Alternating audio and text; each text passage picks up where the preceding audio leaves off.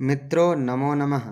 मैं बजरंगी सर आप सभी का संस्कृत सरिता के इस YouTube चैनल पर बहुत बहुत स्वागत करता हूं। चलिए दोस्त, प्रत्येक दिन की तरह आज भी हम महत्वपूर्ण प्रश्नों की प्रश्नोत्तरी करने चल रहे हैं।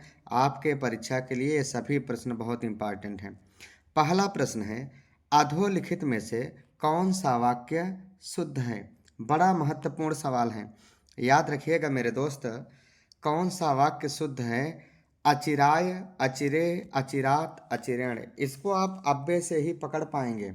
अगर आप पढ़े होंगे, इसमें से सभी सभी यानी 3 ऐसे हैं जो शीघ्र अर्थवाची अव्यय हैं। मैं आपको बता दूं, अचिराय शीघ्र अर्थवाची अव्यय है और अचिरात भी है, अचिरेण है। इसका मतलब अचिरेण, अचिरात और अचिराय बनेगा, ये अचिरे नहीं बनता है। तो हमारे सभी भाई बहन अच्छे से ध्यान दें, इनमें से कौन सा ऑप्शन सही हो जाएगा? इसमें से बी विकल्प सही हो जाएगा। चलिए मैं आपको बता दूं, इसमें से बी विकल्प सही हो जाएगा। याद रखिएगा, ये अचिरे नहीं बनता है, यहाँ अशुद्ध पूछा गया है। अशुद्ध, तो कौन अशुद्ध होगा? तो बी विकल्प आपका क्या हो जाएगा? अशुद्ध हो जाएगा। आइए हम लोग चलते हैं प्रश्न संख्या 2 की तरफ। गंगा हिमालय से निकलती हैं, इसका अनुवाद क्या होगा? आप लोगों ने एक सूत्र पंचमी विभक्ति में पढ़ा होगा, भुवः प्रभवः। यानी जब भू धातु का कर्ता होगा तो जो उसका प्रभव होगा यानी प्रथम उत्पत्ति स्थान होगा, उसकी अपादान संज्ञा करके अपादाने पंचमी से हम पंचमी लगा दिया करते हैं। तो गंगा हिमालयात, याद रखिएगा, हिमालयात, तो गंगा हिमालयात निःसरति। 2 का बी ऑप्शन क्या हो जाएगा? सही हो जाएगा। आइए हम लोग प्रश्न संख्या 3 की तरफ चलते हैं। प्रश्न संख्या 3, अशुद्ध वाक्य का चयन करना। आज का सवाल बहुत इंपॉर्टेंट है, याद रखिएगा। आज का प्रश्नोत्तरी, आज का ही क्या, प्रत्येक दिन के सवाल हम आपके लिए बहुत महत्वपूर्ण लेकर के आते हैं। याद रखिएगा, बिना के योग में द्वितीया, तृतीया और पंचमी विभक्ति होती है, इसीलिए इसमें अशुद्ध वाक्य पूछा है। तो यहाँ आप षष्ठी देखिए लगा हुआ है, तो षष्ठी बिना के योग में नहीं लगती है। बिना के योग में द्वितीया, तृतीया और पंचमी लगती है। द्वितीया, तृतीया, पंचमी विभक्ति लगाई जाती है। आपने पढ़ा होगा, पृथक बिना नानाभिस्तृतीया अन्यतरस्याम। तो द्वितीया, तृतीया और पंचमी लगती है। आप याद कर लीजिएगा 235। चलिए वाराणसी, याद रखिएगा, बहुत महत्वपूर्ण सवाल आ गया। वाराणसी भारत का धार्मिक नगर है, इसका अनुवाद क्या होगा? याद रखिएगा, जिनको ये पता है, नगर शब्द नपुंसक लिंग है। जिसको ये पता होगा, जिस भी विद्यार्थी को यह जानकारी होगी कि नगर शब्द नपुंसक लिंग है, वो प्रश्न संख्या 4 का जवाब दे देंगे। याद रखिएगा, 4 का ये विकल्प सही हो जाएगा। वाराणसी भारतस्य प्रमुखम धार्मिक नगरम अस्ति। याद रखिएगा, नगर शब्द नपुंसक लिंग है और प्रश्न संख्या 4 का ये विकल्प सही हो जाएगा। प्रश्न संख्या 5, याद रखिएगा, प्रश्न संख्या 5 है कि यहाँ भगवान विश्वनाथ जी का प्रसिद्ध मंदिर है। तो याद रखिएगा, यहाँ भगवान विश्वनाथ का, तो जिनको यहाँ पता है, अत्र, अत्र माने यहाँ, अत्र भगवतः विश्वनाथस्य प्रसिद्ध मंदिरम अस्ति। और मंदिर शब्द की बात करें तो मंदिर शब्द नित्य नपुंसक लिंग होता है। तो अच्छा, भगवतः में षष्ठी लगा है और अत्र अव्यय है। याद रखिएगा, अत्र भगवतः विश्वनाथस्य, ना भगवतः विश्वनाथस्य, विश्वनाथस्य में भी षष्ठी है। प्रसिद्ध मंदिरम अस्ति, मंदिर शब्द नपुंसक लिंग में रहता है, याद रखिएगा, नित्य नपुंसक लिंग में रहता है। प्रश्न संख्या 6, माता चा पिता चा के निम्नलिखित में से जो रूप दिए गए हैं कौन सा अशुद्ध है? जाहिर सी बात है, अशुद्ध रूप कौन सा है? तो ये जो दूसरे में दिया हुआ है, मातृ पिनरव लिखा है, अथवा इसको पितरव कर लेंगे तो भी गलत है। याद रखिएगा, दूसरा वाला गलत है, तो बी ऑप्शन क्या हो जाएगा आपका? यहाँ सही हो जाएगा। पूछा है कौन अशुद्ध है? अशुद्ध है, अशुद्ध के लिए इसमें से 6 का बी ऑप्शन सही हो जाएगा। आपने एक सूत्र पढ़ा होगा, पिता मात्रा। इस समय हम ऐप में समास ही पढ़ा रहे हैं। जिन भाई बहन को ऐप में एडमिशन लेना है वो बिल्कुल ले सकते हैं। याद रखिएगा। आप 9670106831 पर फ़ोन करके निश्चित रूप से ऐप की क्लास को ले सकते हैं।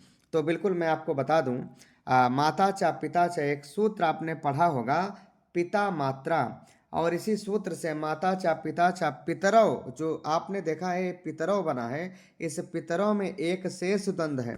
यहाँ आप इस पितरौ को देख लीजिए, इस पितरौ में एक शेष द्वंद्व है। और हम आपको बता दें, आप जो 3 नंबर में देखे हैं माता पितरौ लिखा है, एक सूत्र आपने पढ़ा होगा चार्थे द्वंद्वः। यहाँ भी माता चा पिता चा, तो माता पितरौ बनेगा। और द्वंद्व समास के बारे में हम आपको बता दें तो द्वंद्व समास इतरेतर द्वंद्व होता है, समाहार द्वंद्व होता है और एक शेष द्वंद्व होता है। यानी द्वंद्व समास के 3 भेद होते हैं। तो याद रखिएगा मेरे दोस्त, पितरों में एक शेष द्वंद्व है और माता पितरों में इतरेतर द्वंद्व है। तो पूछा कौन अशुद्ध है, तो यहाँ ये जो 2 नंबर में आप देख रहे हैं बी ऑप्शन क्या हो जाएगा, यानी ये 2 नंबर वाला अशुद्ध हो जाएगा। चलिए प्रश्न संख्या हम 7 की तरफ चलते हैं। क्या गजब का सवाल है, निम्नलिखित में से कौन सा वाक्य शुद्ध है। बहुत बढ़िया सवाल फिर से आ गया है, शुद्ध वाक्य आपसे पूछा जा रहा है। याद रखिएगा, 1विंशति छात्राः कक्षायाम, 7 का बी ऑप्शन सही हो जाएगा। क्यों, याद रखिएगा 19 से लेकर के 99 तक के रूप स्त्रीलिंग में चलते हैं। मैं आपको संख्या के बारे में बता दूं, एक का रूप तीनों लिंगों में अलग अलग चलेगा लेकिन एक वचन में, यानी एक का रूप एक वचन में चलेगा तीनों लिंगों में अलग अलग। 2 का रूप द्विवचन में चलेगा तीनों लिंगों में अलग अलग। 3 का रूप बहुवचन में चलेगा तीनों लिंगों में अलग अलग। 4 का रूप बहुवचन में चलेगा तीनों लिंगों में अलग अलग। 5 से 18 तक के रूप बहुवचन में चलेंगे परंतु तीनों लिंगों में एक समान चलेंगे। और 19 से 99 तक के रूप स्त्रीलिंग में चलते हैं। याद रखिएगा मेरे दोस्त, 7 का बी विकल्प क्या हो जाएगा, सही हो जाएगा। चलिए अगला प्रश्न, शुद्ध वाक्य का आपको चयन करना है। याद रखिएगा बहुत इंपॉर्टेंट है। अभी अभी हमने बताया 3 का रूप बहुवचन में चलेगा, 3 का रूप बहुवचन में चलेगा, तीनों लिंगों में अलग अलग चलेगा, पुल्लिंग में अलग, स्त्रीलिंग में अलग, नपुंसक लिंग में अलग चलेगा, लेकिन बहुवचन में चलेगा। 3 का रूप 4 का रूप बहुवचन में चलेंगे परंतु अलग अलग चलेंगे। और 5 से लेकर 18 तक के रूप भी बहुवचन में चलेंगे परंतु एक समान चलेंगे। मैं आप सभी को बता दूं, यहाँ आप देख रहे होंगे कौन सा ऑप्शन आपसे पूछा है, शुद्ध वाक्य का आपको चयन करना है। तो तिस्रः बालाः गच्छन्ति, चूंकि याद रखिएगा बहुवचन में चलता है तो गच्छन्ति होगा। और आप यहाँ देखते हैं गच्छन्ति सब में है, गच्छन्ति सब में है ना, तो कौन सा होगा, चूंकि बाला स्त्रीलिंग है इसीलिए तिस्रः बालाः गच्छन्ति, आपका डी विकल्प सही हो जाएगा। हम आपको बता दें 3 का रूप बहुवचन में पुल्लिंग में क्या चलेगा, तो त्रयः त्रीन् त्रिभिः त्रिभ्यः त्रिभ्यः त्रयाणाम त्रिषु। नपुंसक लिंग में कैसे चलेगा, त्रीणि त्रीणि त्रिभिः त्रिभ्यः त्रिभ्यः त्रयाणाम त्रिषु। नपुंसक लिंग और पुल्लिंग में केवल प्रथमा का बहुवचन और द्वितीया का बहुवचन में ही अंतर है। स्त्रीलिंग में कैसे चलेगा, तो यही स्त्रीलिंग का रूप है जो आप डी विकल्प में यहाँ देख रहे हैं, तिस्रः तिस्रः तिस्रिभिः तिस्रिभ्यः तिस्रिभ्यः तिस्रीणाम तिस्रिषु। तो 8 का डी विकल्प सही हो जाएगा। प्रश्न संख्या 9, निम्नलिखित में से शुद्ध वाक्य का आपको चयन करना है। सा पुस्तकम पठसि नहीं होगा, पठति होगा। सा विद्यालयम गच्छता ना होकर के गच्छति होगा। तौ विद्यालयम गच्छतः ना, तो गच्छति गच्छतः और सह तो तौ विद्यालयम गच्छतः आपका सी विकल्प सही हो जाएगा। 9 का सी सही हो जाएगा बिल्कुल। चलिए प्रश्न संख्या 10 की तरफ। जो भाई बहन चैनल को सब्सक्राइब नहीं किए हैं, आप चैनल को सब्सक्राइब कर लीजिएगा, लाइक कर लीजिएगा, बेल आइकन को प्रेस कर लीजिएगा। और हमारे टेलीग्राम चैनल से जुड़ने के लिए संस्कृत सरिता बजरंगी सर, संस्कृत सरिता बजरंगी सर, आप टेलीग्राम पे जा करके हमें ज्वाइन कर सकते हैं। वीडियो की लिंक प्रत्येक दिन वहाँ पे आपको मिल जाएगी। आ जाइए, आपको शुद्ध वाक्य का क्या करना है, चयन करना है। तो बिल्कुल मेरे दोस्त 4 के बारे में भी आप एक बड़ी चीज़ जानते होंगे। याद रखिएगा, चार शब्द के बारे में भी आपको अभी अभी हमने बताया, चार का रूप बहुवचन में चलेगा, तीनों लिंगों में अलग अलग चलेगा। तो प्रश्न संख्या 10 का, चूंकि विप्र पुल्लिंग है इसलिए चतुरः विप्रान आमंत्रय भोजय, तो 10 का बिल्कुल मेरे दोस्त 10 का ए ऑप्शन क्या हो जाएगा, सही हो जाएगा।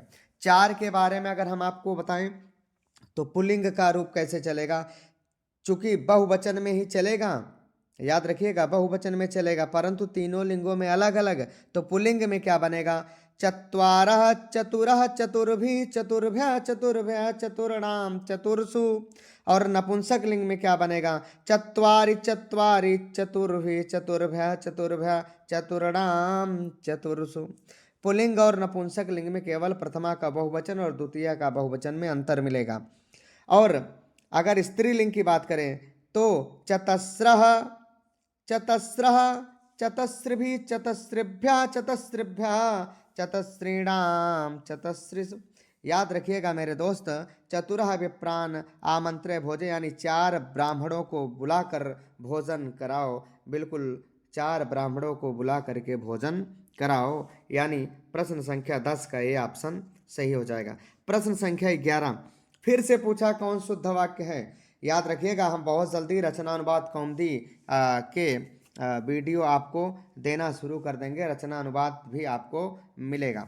चलिए, निम्नलिखित में से शुद्ध वाक्य कौन सा है, तो याद रखिएगा 5 का रूप, 5 शब्द आप अच्छे से जानते रहिएगा, बहुवचन में चलेगा, 5 का रूप बहुवचन में चलेगा, परंतु तीनों लिंगों में एक समान चलेगा, पुल्लिंग में भी पंच, स्त्रीलिंग में भी पंच, नपुंसक लिंग में भी पंच, यानी 5 का रूप बहुवचन में चलेगा, तीनों लिंगों में एक समान हो जाएगा। और 5 का रूप अगर हम चलाएं तो पंच पंच पंच भी पंचभ्य पंचभ्य पंचानाम पंचसु, यानी तत्र पंच जनाः निवसन्ति, तो 11 का ये विकल्प क्या हो जाएगा, सही हो जाएगा। हमारे सभी भाई बहन नोट कर लें।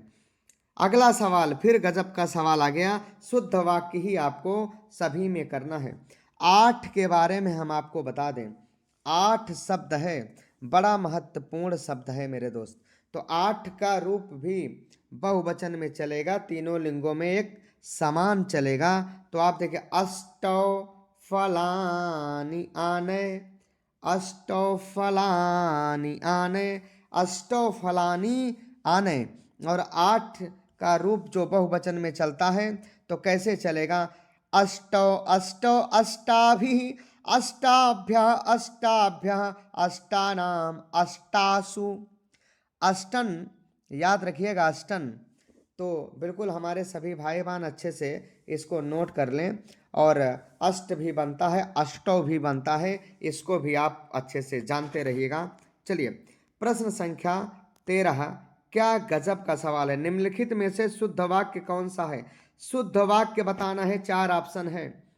तो ए सुकृतिभिः असूयन्ति ते पापात्मनः। याद रखिएगा मेरे दोस्त, बहुत महत्वपूर्ण सवाल आ गया है, ए सुकृतिभ्यः असूयन्ति ते पापात्मानः। तो याद रखिएगा पापात्मानः, तो बी ऑप्शन क्या हो जाएगा, सही हो जाएगा मेरे दोस्त। बहुत महत्वपूर्ण सवाल है, ये भी आपने पढ़ा, क्रुद्ध द्रोह ईर्ष्या असूयार्थानाम यम प्रतिकोपः। तो असूय धातु का प्रयोग इसमें हुआ है, सुकृतिभ्य में चतुर्थी का बहुवचन है, यहाँ आप देख सकते हैं चतुर्थी का क्या है, बहुवचन है।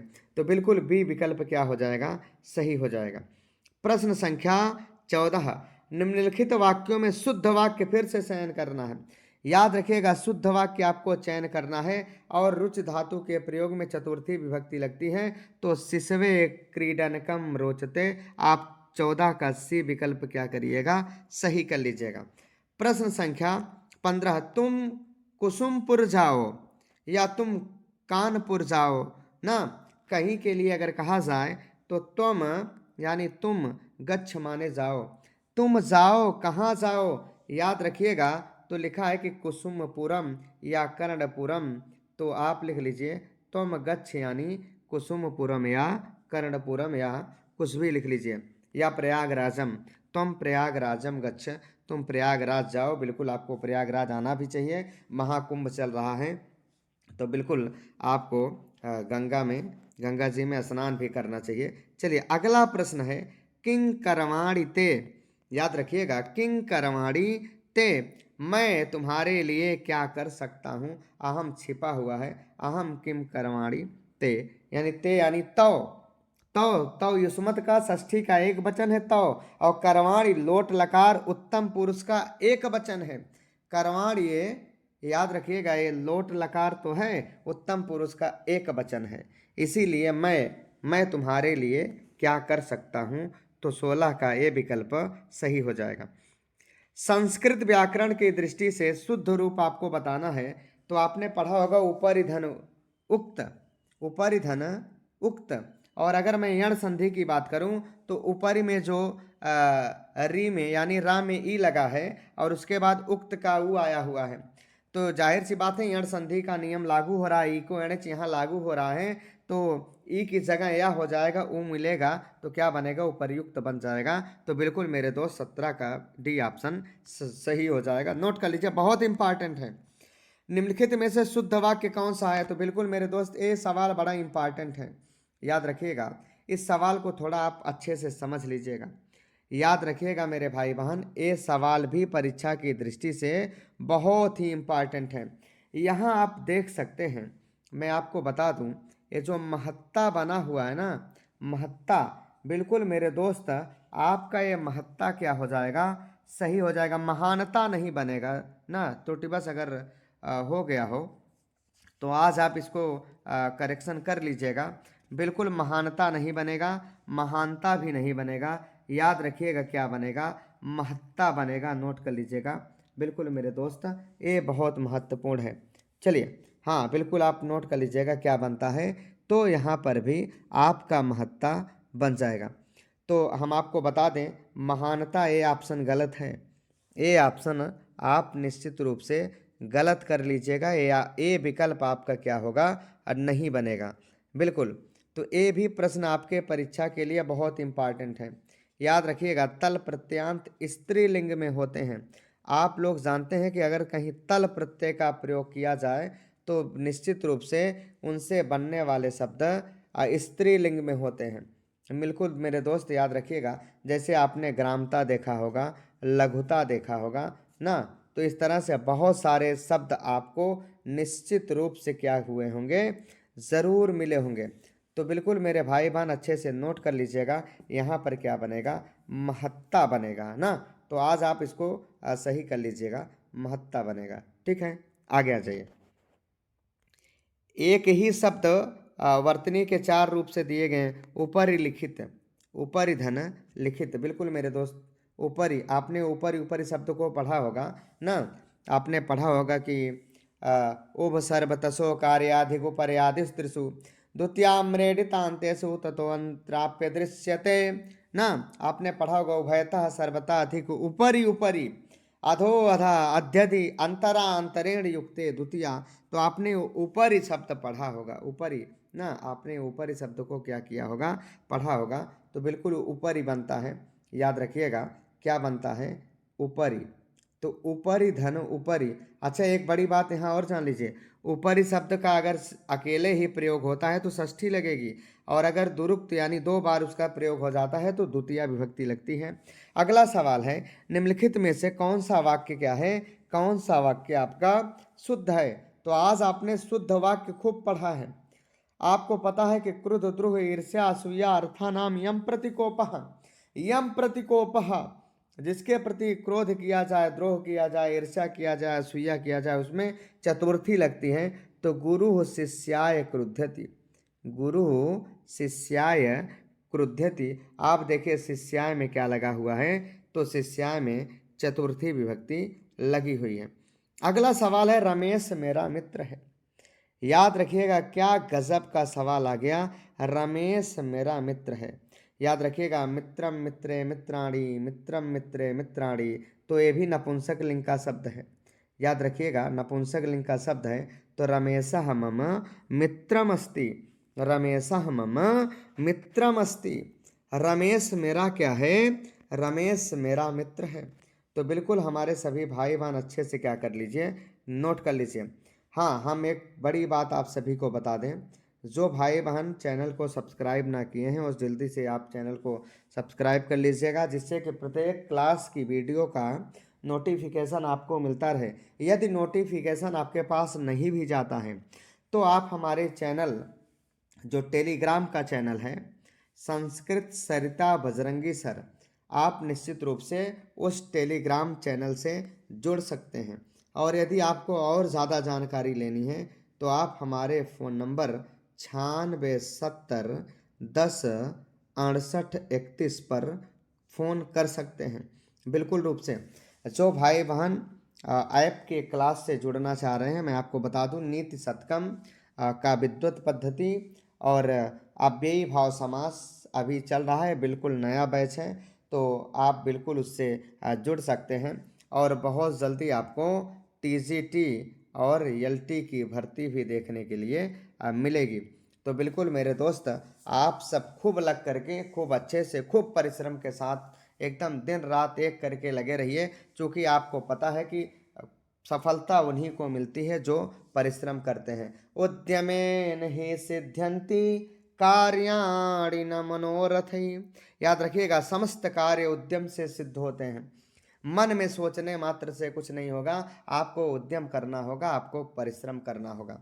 याद रखिएगा मेरे दोस्त, आप सब सफल हों, आप सब हमारे सभी भाई बहन क्या हों, सफल हों। इन्हीं शुभकामनाओं के साथ कल फिर मिलते हैं।